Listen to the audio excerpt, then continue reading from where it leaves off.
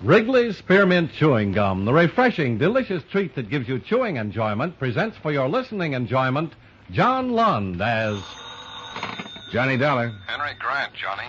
You read your morning paper yet? I'm on page 4 in my second donut. Well, turn back to page 1. There's a picture there of Mrs. Frank Loring.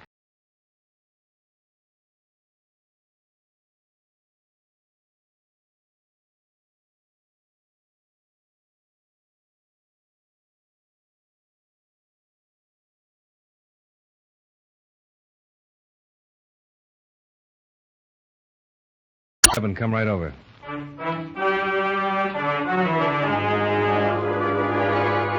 the makers of Wrigley's Spearmint Chewing Gum bring you John Lund in a transcribed adventure of the man with the action-packed expense account, America's fabulous freelance insurance investigator. Yours truly, Johnny Dollar.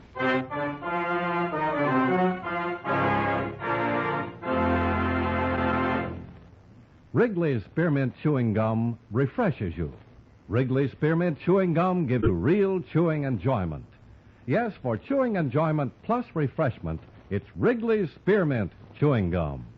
The lively, delicious flavor of Wrigley's Spearmint cools your mouth, helps keep your throat moist, and gives you a nice little lift. The good, smooth chewing of Wrigley's Spearmint helps keep you feeling fresh and alert, adds enjoyment to whatever you're doing.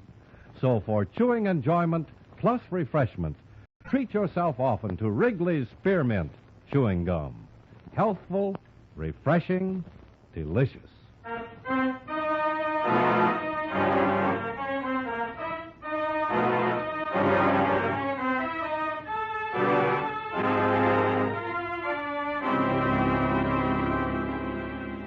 Expense account submitted by Special Investigator Johnny Dollar to Home Office, Hemispheric Life Insurance Company, Hartford, Connecticut. The following is an accounting of expenditures during my investigation of the Enoch Arden matter. Expense account item 1, 50 cents, cab fare to your home office, where Henry Grant provided me with a complete file of previous investigations and police reports covering the disappearance of Frank Loring. I was about halfway through them when Grant came in with an attractive woman in her early 30s. Oh, Johnny, this is Miss Ruth Boulogne, the young lady I told you about. How you do? Boulogne, this is Johnny How do you Dollar. do? Mr. Dollar's an investigator, Miss Boulogne. Now, I want you to tell him exactly what you told me on the phone this morning and, well, anything else you may have thought of on the way down here. Well, I don't really know whether I've anything to tell. You worked for the doctor who examined Loring when his policy was issued? Yes, Dr. Felton. That was in New York. I'd just gotten out of training. It was my first job. I was only there 3 months, then I went into the Army during the war. Mm-hmm. And since the war, I've worked in Boston, the Haywood Clinic. I feel sort of foolish telling you all this. I'm probably wrong. But she thinks she saw Loring in Boston, Johnny. When? Well, about 2 weeks ago. 2 weeks ago yesterday. Where? At the clinic. Look, really, I'm not sure about... You're all not this. hurting anybody, Miss Boulogne. Suppose you just tell us, and we'll take it from there.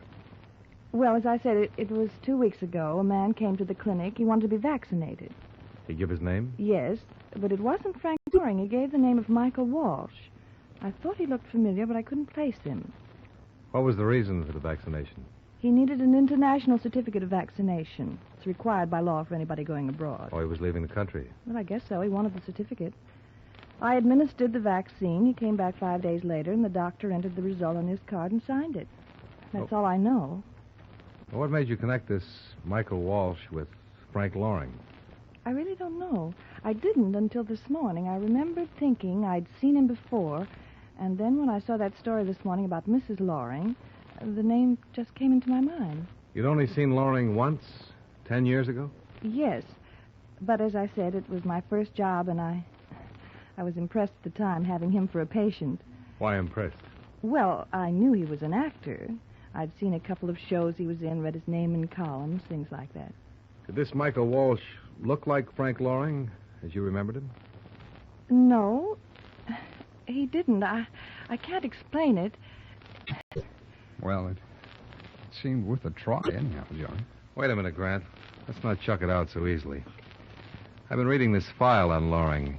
Played a lot of character roles. Expert on dialects and makeup. A man like that could change his appearance very easily. Something about him, the way he moved, the tone of his voice. Something registered with this girl. He'd have recognized her, too, when he went to the clinic. She was impressed with him. She had a reason to remember.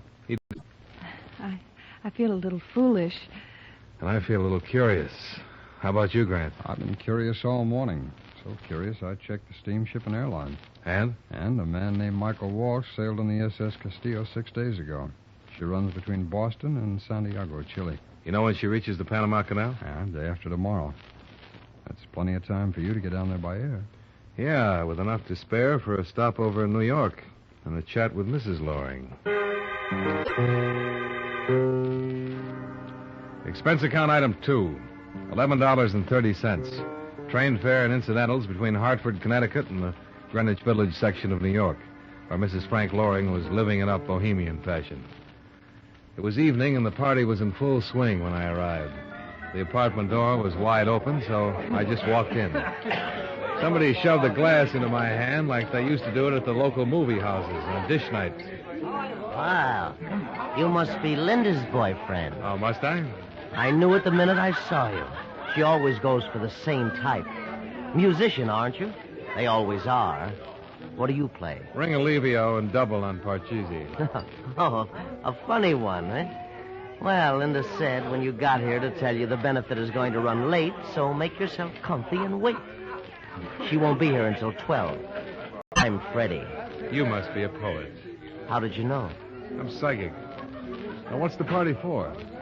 Oh, Marcia's celebrating. She's going to get $250,000 just because her husband, Frank, disappeared. She ought to be happy enough just to be rid of him. Don't be so bitter, lad. It'll throw your rhymes out of meter. I helped her get over him. I helped her. Anytime she wanted anything, all she had to do was call little Freddie. Now she's getting all that money and she'll just run out. Oh, she wouldn't do that to you, would she? Oh, no? That's how much you know about women. She's going to Chile, South America.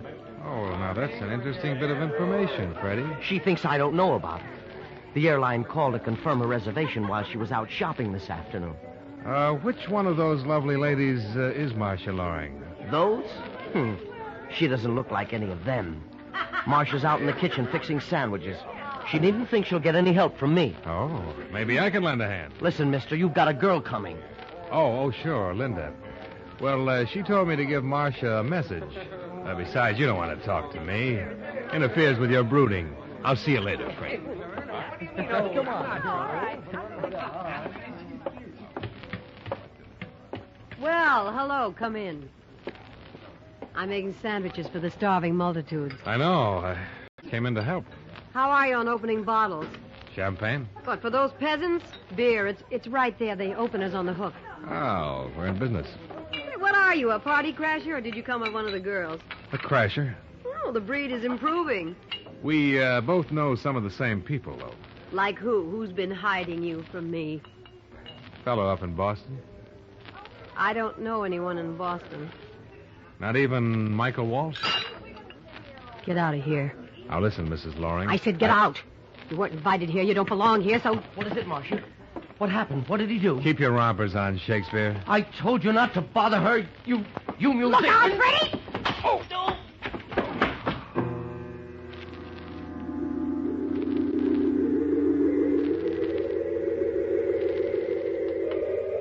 I came out of it lying on the cold stone of a basement areaway. And then I went in search of a diner, a telegraph office.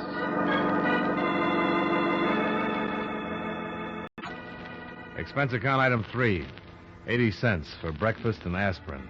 Item 4, $1.20 for a telegram advising that payment of the Loring claim be delayed until my investigation was completed. Item 5, $7.60 cab fare to the international airport. And item 6, $415 plane fare and incidentals to the city of Colon, Panama Canal Zone.